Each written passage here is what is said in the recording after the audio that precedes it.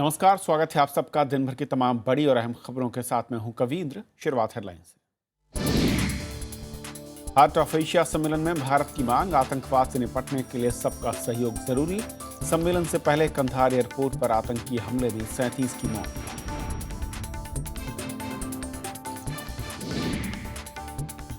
नवाज शरीफ से मिली सुषमा स्वराज, रिश्तों को मजबूत बनाने पर चर्चा। सार्क सम्मेलन के लिए अगले साल पाकिस्तान जाएंगे प्रधानमंत्री नरेंद्र मोदी।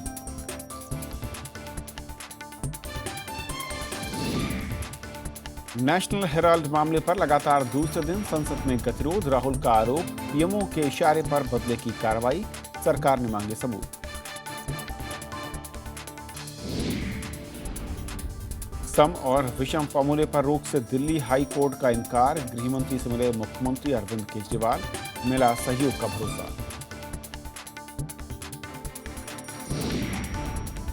और तमिलनाडु बाढ़ को राष्ट्रीय आपदा घोषित करने की मांग। जयललिता ने प्रधानमंत्री को लिखी चिट्ठी, राज्य सरकार ने लोगों से राहत में मांगी मदद।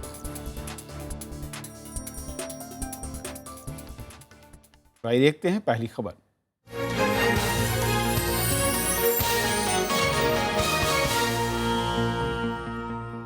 नेशनल हेराल्ड के मसले पर संसद में लगातार दूसरे दिन अवरोध रहा। कांग्रेस सांसदों के विरोध के चलते लोकसभा और राज्यसभा की कार्यवाही में बार बार बाधा आई। कांग्रेस उपाध्यक्ष राहुल गांधी ने आरोप लगाया कि बदले की कार्रवाई पीएमओ के इशारे पर हो रही है। सरकार ने आरोपों को नकारते हुए कांग्रेस को बहस की चुनौती भी दी।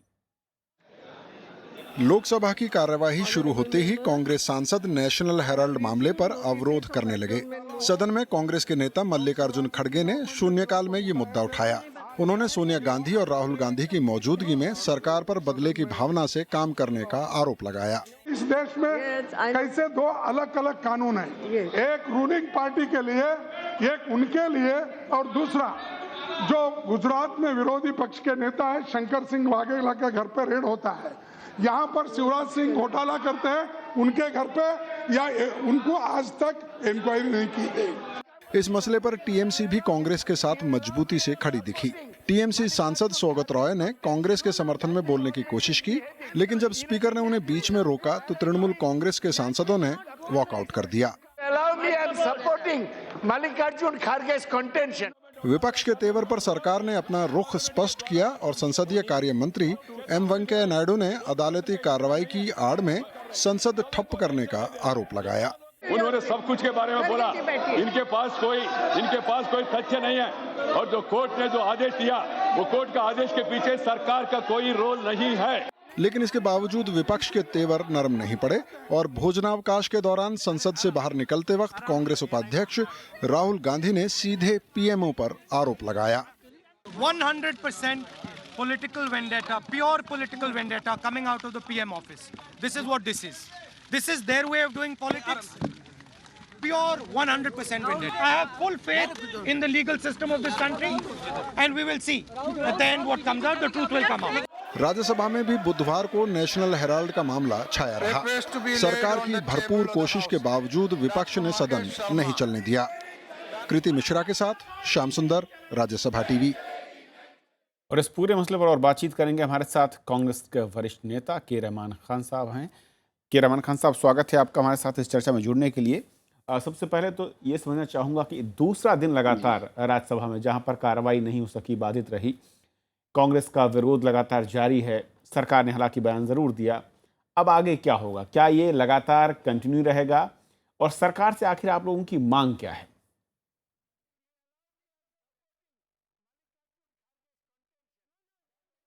देखिए, ये जो पूरा नेशनल हेराल्ड का मामला है वो एक बदले की भावना से किया जा रहा है, क्योंकि ये केस सुब्रमण्यम स्वामी के ज़रिए से, जैसा कि आज हमारे नेता राहुल गांधी जी ने कहा कि ये पीएमओ के ज़रिए से डायरेक्ट किया जा रहा है सुब्रमण्यम स्वामी को इस्तेमाल करके। और जैसा कि आज लोकसभा और राज्यसभा में कहा गया कि गवर्नमेंट ने बदले की भावना से सेलेक्टिव कांग्रेस के लीडर्स और कांग्रेस के जो भी लीडर्स हैं उनके ऊपर अपनी जो कांग्रेस इनकम टैक्स और एनफोर्समेंट डायरेक्टर का इस्तेमाल कर रही है। इसलिए हमने ये बदले की भावना से जो हुकूमत कांग्रेस के ऊपर ये बदला ले रही है, इसके खिलाफ हम एहतजाज कर रहे हैं दोनों सदनों में। लेकिन जब मामला कोर्ट में हो रहमान खान साहब, तो ऐसे में सरकार सदन के अंदर क्या करेगी? आप लोग विरोध प्रदर्शन कर रहे हैं, नहीं, तो ये कोर्ट होगा क्या? देखिए हमें मालूम है कि ये मामला कोर्ट में है। कोर्ट में ले जाने वाले कौन हैं, इसके पीछे क्या मकसद है, ये सारी हिंदुस्तान को मालूम है। यानी कि नेशनल हेराल्ड एक कांग्रेस का एक कांग्रेस से शुरू कर दिया हुआ, कांग्रेस से लगा हुआ एक इंस्टीट्यूशन है। इसकी तारीख है 78 ईयर से। इसको कांग्रेस ने अपनी फिलॉसफी के लिए शुरू किया और पूरा इसका कंट्रोल कांग्रेस के लोगों का ही था। आज इसमें कोई किस्म का क्रिमिनलिटी नहीं है और इसको एक तरह से क्रिमिनलिटी बताकर कांग्रेस के लीडर्स को हैरास करने की कोशिश कर रहे हैं, क्योंकि ये निजी मामला है। It is nothing to do with any public और no public is involve in this.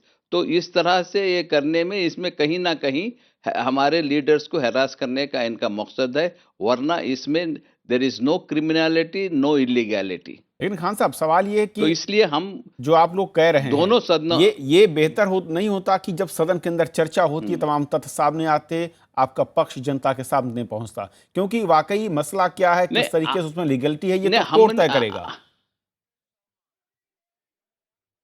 नहीं, हमने देखिए बदले की भावना जो इन्होंने कर रहे हैं, ये सिर्फ ये नेशनल हेराल्ड तक ही महदूद नहीं है।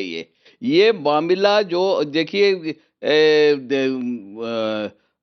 जिसके हिमाचल प्रदेश के चीफ मिनिस्टर पर रेड हो रहा है, शंकर सिंह वैदेला के ऊपर रेड हो रहा है, चिदम्बरम के ऊपर रेड हो रहा है, यानी सेलेक्टिव कांग्रेस के लीडर्स पे रेड हो रहा है।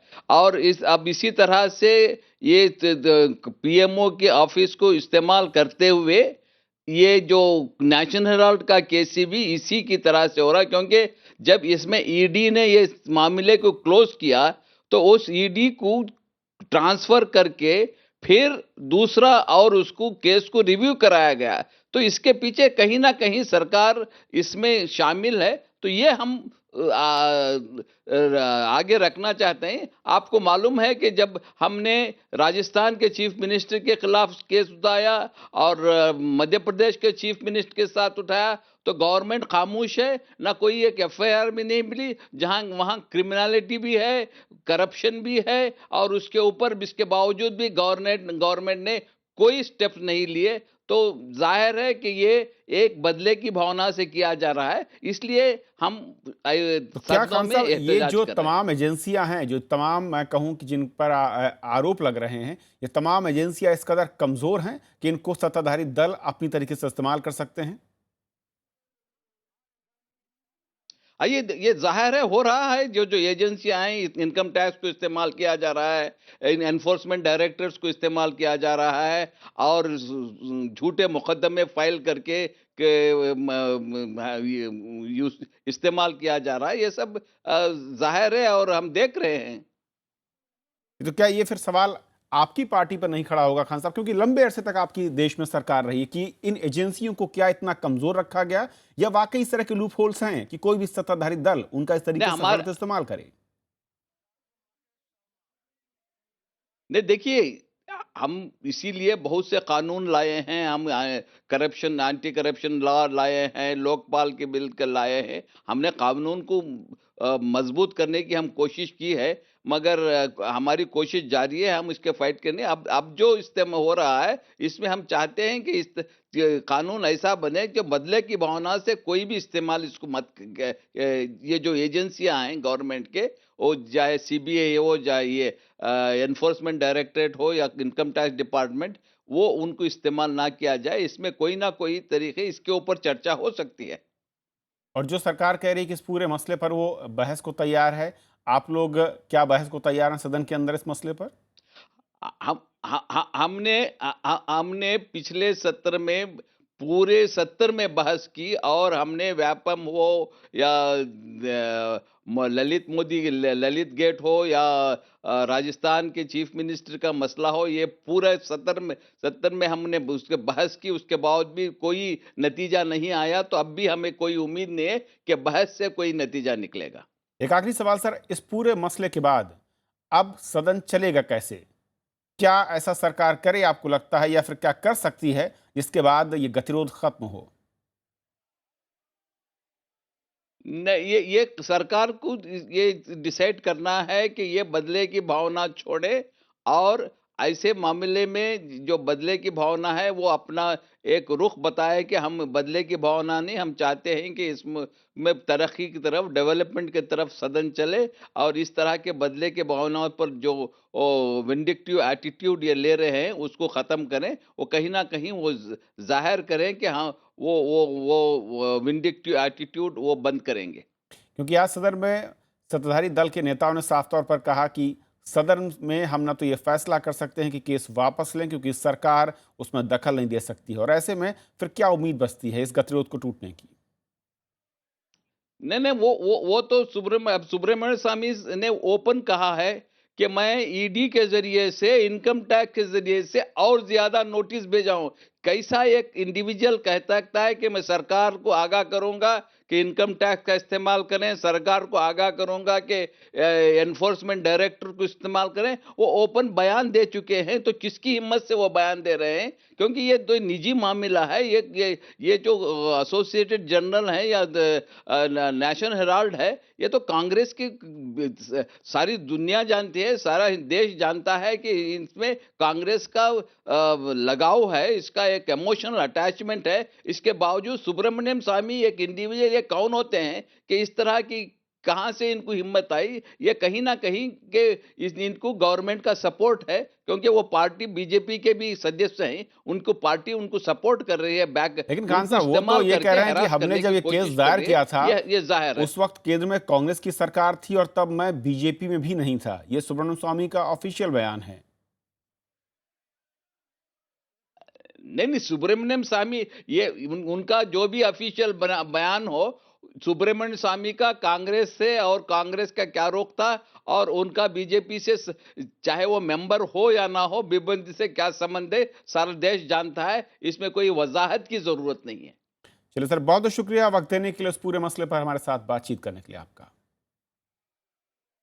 ये थी हमारी आज की पहली खबर।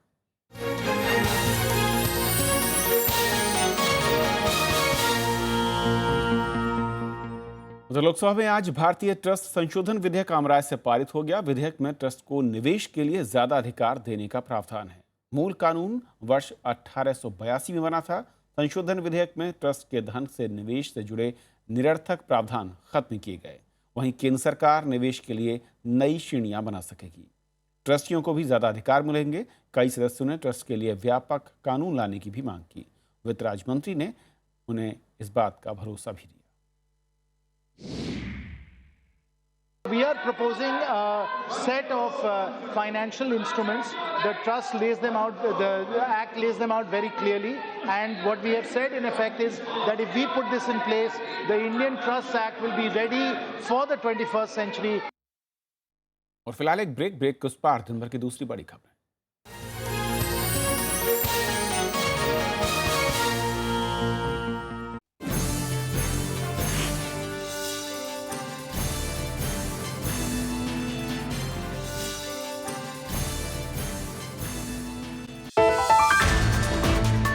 नेशनल हेराल्ड मामले पर संसद में गतिरोध जारी। कांग्रेस का सरकार पर साजिश का आरोप। सरकार ने किया आरोपों से इनकार। देखिए देश देशांतर, गतिरोध बरकरार, आज रात 8:30 बजे।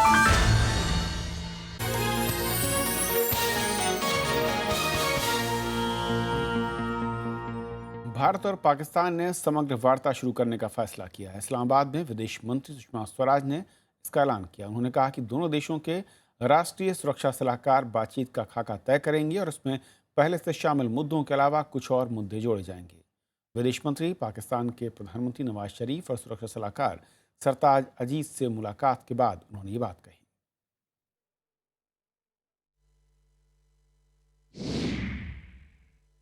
जो कॉम्पोजिट डायलॉग में थे, पर उसके अलावा भी कुछ और चीजें जोड़ी जा सकती हैं। इस कॉम्प्रिहेंसिव बायलैटरल डायलॉग को आगे कैसे बढ़ाया जाए, इसके लिए दोनों देशों के फॉरेन सेक्रेटरीज को हमने कहा है कि वो बैठ करके शेड्यूल भी इसका तय कर लें और मोडालिटीज भी। शेड्यूल यानी कब कब किस किस पिलर की मीटिंग होगी, और मोडालिटीज यानी कौन कौन सेक्रेटरी या किस लेवल पर ये डायलॉग होगा। इससे पहले भारत ने पाकिस्तान से अफगानिस्तान और भारत के बीच ट्रकों को आने जाने की खुली छूट देने की मांग की। विदेश मंत्री ने इस्लामाबाद में हार्ट ऑफ एशिया सम्मेलन में शामिल देशों से किसी भी तरीके से आतंकवाद को पनाह न देने की नीति अपनाने को कहा। पाकिस्तान के प्रधानमंत्री नवाज शरीफ ने सुषमा स्वराज की बातों में हामी भरते हुए आतंकवाद को सभी का दुश्मन बताया, लेकिन अफगानिस्तान के राष्ट्रपति अशरफ गनी ने पाकिस्तान पर इसमें शिथिलता बरतने की शिकायत भी की। हार्ट ऑफ एशिया सम्मेलन का मुख्य एजेंडा अफगानिस्तान में शांति बहाली की प्रक्रिया में सहयोग था, जिससे मध्य एशिया और दक्षिण एशिया के बीच व्यापार का रास्ता खुल सके, साथ ही आतंकवाद को अलग थलग किया जा सके। विदेश मंत्री सुषमा स्वराज ने कहा कि आतंकवाद से निपटने के लिए सबका सहयोग जरूरी है। उन्होंने इशारों में साफ कर दिया कि आतंकवाद के मसले पर पाकिस्तान को अपना नजरिया बदलना होगा। that the forces of terrorism and extremism do not find sanctuary and safe haven in any name, form or manifestation. We in Afghanistan's proximity have a particular responsibility in this regard. Pakistan के प्रधानमंत्री नवाज शरीफ ने भी माना कि इलाके में शांति के बगैर विकास मुमकिन नहीं है, लेकिन अफगानिस्तान के राष्ट्रपति अशरफ गनी ने आतंकवाद के खिलाफ पाकिस्तान की कार्रवाइयों को असफल बताया। उन्होंने कहा कि पाकिस्तान की चुनिंदा कार्रवाइयों से आतंकवाद तो नहीं रुक रहा है, बल्कि उल्टे अफगानिस्तान में शरणार्थियों की नई समस्या खड़ी हो गई है। Unfortunately, recent events in Pakistan have forced us to host close to 350,000 to 500,000 of Pakistani refugees in our soil. The refugee issue is a common issue like other issues that confront us. Bharat ने अफगानिस्तान को मदद जारी रखने का भरोसा दिया।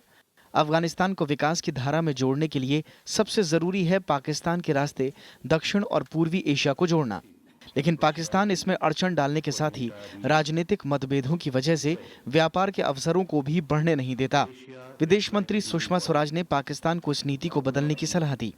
पाकिस्तान के प्रधानमंत्री नवाज शरीफ ने सुषमा स्वराज की बातों से हामी तो भरी, लेकिन कोई ठोस आश्वासन देने से बचे। To extend our hand to Pakistan as well.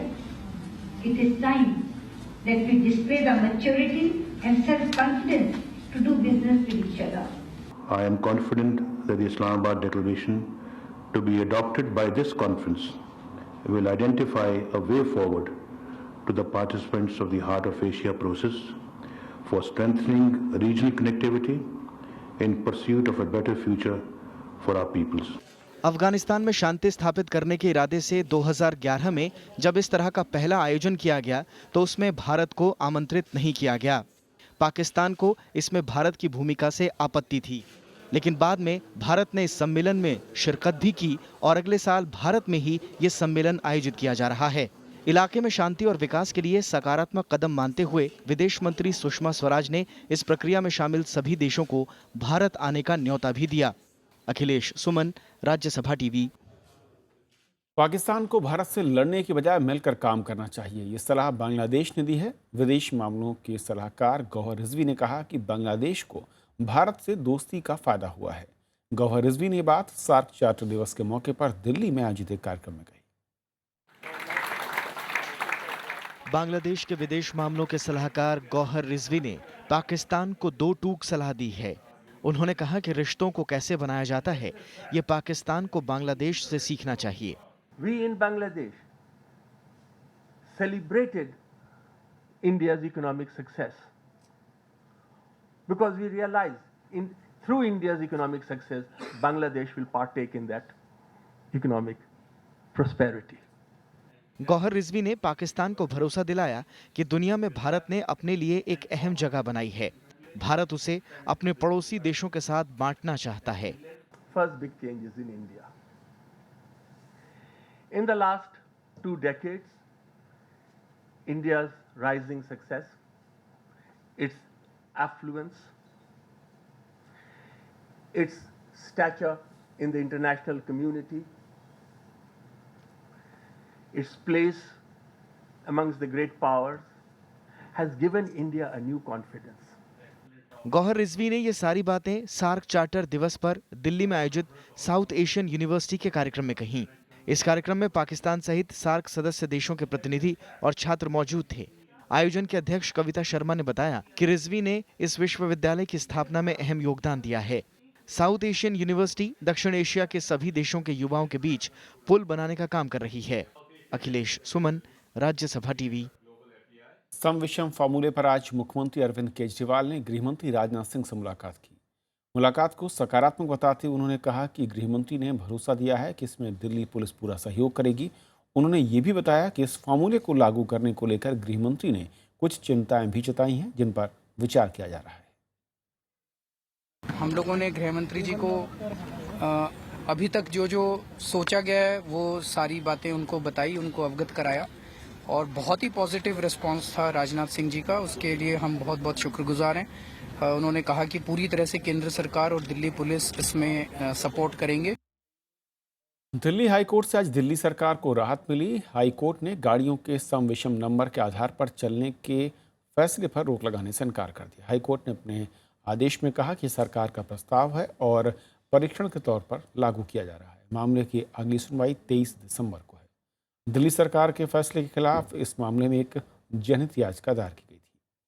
उधर दिल्ली सरकार ने प्राइवेट बस ऑपरेटर्स के साथ आज बैठक की, जिसमें उनसे सहयोग की मांग की गई ताकि 1 से 15 जनवरी तक लागू होने वाले ट्रायल में लोगों को परेशानियों का सामना न करना पड़े। तमिलनाडु की मुख्यमंत्री जयललिता ने केंद्र सरकार से राज्य में आई बाढ़ को राष्ट्रीय आपदा घोषित करने की मांग की और इसके लिए जयललिता ने प्रधानमंत्री नरेंद्र मोदी को चिट्ठी लिखी है। साथ ही उन्होंने लोगों के पुनर्वास के लिए कई राहत की मांग की। इनमें बीमा विवाद का तेजी के साथ निपटारा, सस्ते कर्ज और एक्साइज ड्यूटी से छूट जैसी मांग शामिल है। साथ ही राज्य सरकार ने लोगों से पुनर्वास में बढ़ चढ़कर मदद की अपील की। इस बीच 2 दिन बारिश से राहत मिली और उसके बाद आज सुबह चेन्नई में फिर से बारिश हुई और शहर और आसपास के इलाकों में पुनर्वास का काम अभी जारी है। हालांकि भोजन और पानी की आपूर्ति को बनाए रखना सबसे बड़ी चुनौती है। चेन्नई के जवाहरलाल नेहरू स्टेडियम में एक विशेष सेल बनाया गया है जो बाढ़ पीड़ितों के लिए राहत सामग्री इकट्ठा कर रहा है।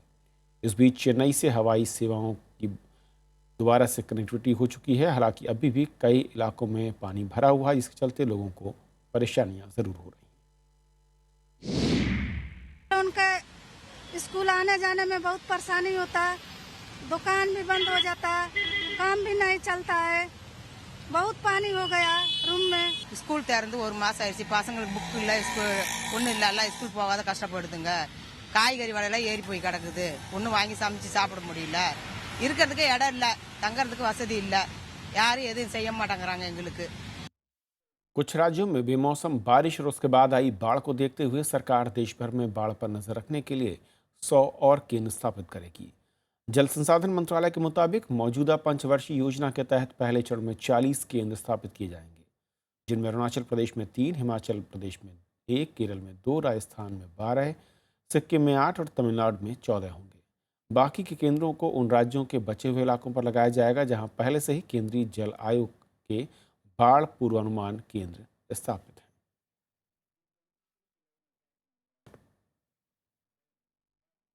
शेयर बाजार में आज लगातार छठे दिन गिरावट देखने को मिली। आज के कारोबार में सेंसेक्स और निफ्टी करीब 1% से ज्यादा गिरकर बंद हुए।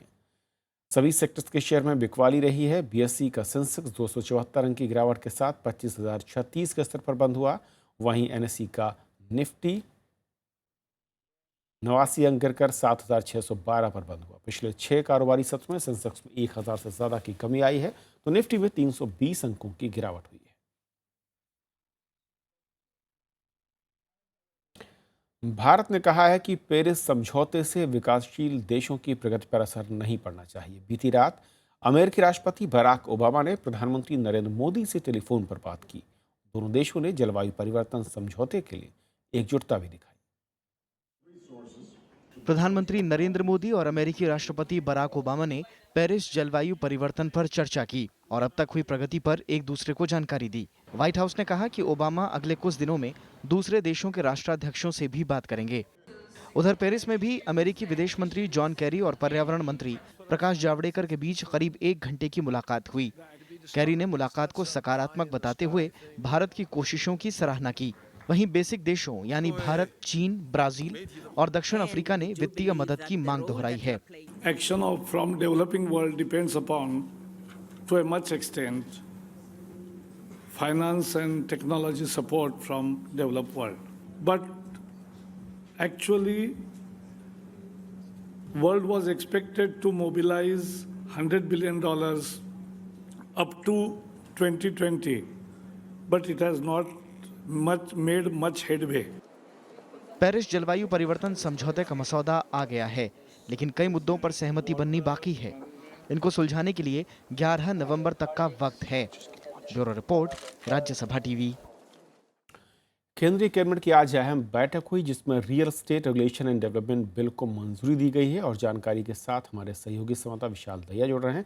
विशाल, अहम बैठक कैबिनेट की थी और जो जानकारी मिली real estate regulation development bill को मंजूरी, क्या कुछ और डिटेल है?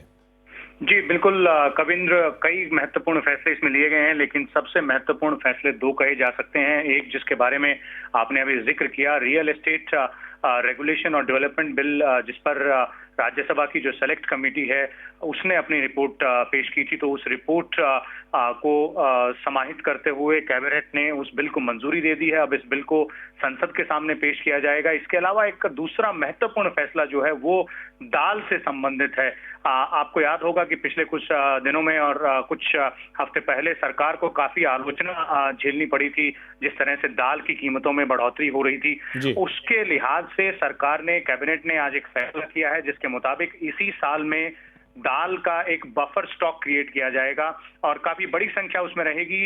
इसी फाइनेंशियल ईयर में लगभग 1.5 लाख टन का बफर स्टॉक सरकार बनाएगी, जिसमें से 50,000 टन इस साल की खरीफ की फसल से और लगभग 1 लाख टन जो रबी की फसल आएगी उससे। तो ये एक कहा जा सकता है कि महत्वपूर्ण फैसला है, क्योंकि दाल की शॉर्टेज जिसे कहा जाए वो लगातार बनी रहती है, जिस वजह से कीमतों में बढ़ोतरी होती है और शायद इसी वजह से बफर स्टॉक सरकार ने बनाने का फैसला लिया। शुक्रिया विशाल इस अपडेट के लिए आपका। अफगानिस्तान के कंधार एयरपोर्ट पर तालिबानी आतंकियों ने बड़ा हमला किया जिसमें 37 नागरिकों की मौत हो गई और 35 लोग घायल हुए।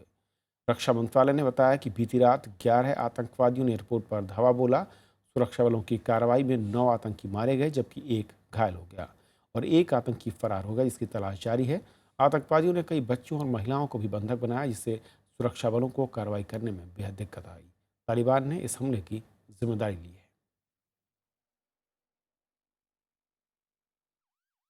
तो खबरों के आज के सफर में इतना ही। नमस्कार।